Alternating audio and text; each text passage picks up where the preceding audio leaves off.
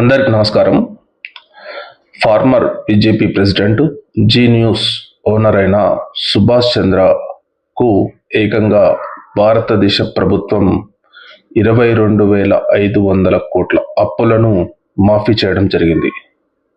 నిజంగా ఇది shocking news. ఎవరికి అంటే భారతదేశ ప్రజలకు. మరి ఎవరు కట్టాలి 22,500 కోట్లు?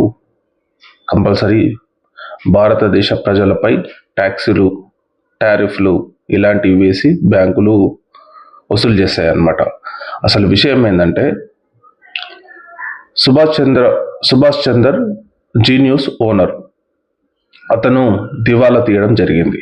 మరి ఈ 22,500 కోట్లు ఆయన బిజినెస్ పర్పస్లో తీసుకున్న అమౌంట్ బ్యాంకులకు నేను దివాలా తీశానని చెప్పి ఎన్సిఎల్టీకి అప్లై చేయడం జరిగింది. ఎన్సిఎల్టీలో అతను 6.5 కోట్లు కట్టమని చెప్పి ఎన్సిఎల్టీ తీర్పునివ్వడం జరిగింది. అంటే తీసుకున్న 22,500 కోట్లకు ఆయన కట్టే అమౌంట్ మాత్రం 6.5 crores మొత్తం క్లోజ్ అవుతుంది అన్నమాట.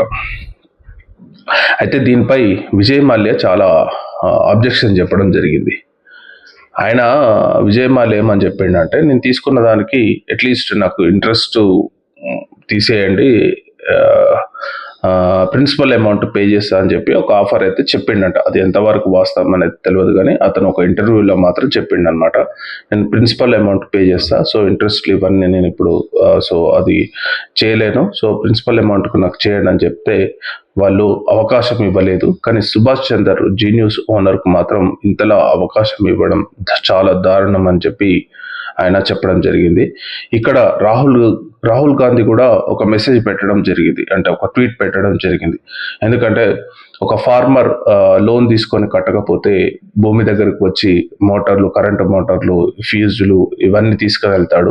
ఒక నార్మల్ మిడిల్ క్లాస్ మ్యాన్ ఇంటి లోన్ తీసుకొని ఇంటి లోన్ కట్టకపోతే ఇంటిని సీజ్ చేయడం జరుగుతుంది. ఒక మిడిల్ క్లాస్ ఎంప్లాయర్ కట్టకపోతే అతన్ని ఎలా వేధిస్తారో మనందరం చూస్తున్నాం. సో ఇలాంటి వేధింపులు అనేవి కేవలం భారతదేశ సామాన్య ప్రజలకే కానీ, గొప్ప ఇలాంటి బిగ్ షాట్స్కు, ఇలాంటి దోపిడీదారులకు ఎలాంటి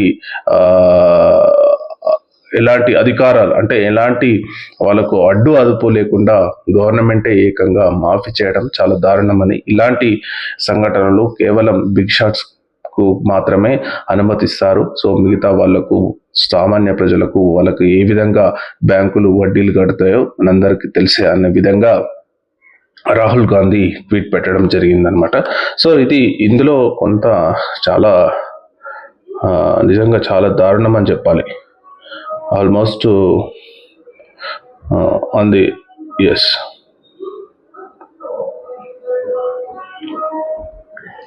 చాలా దారుణం.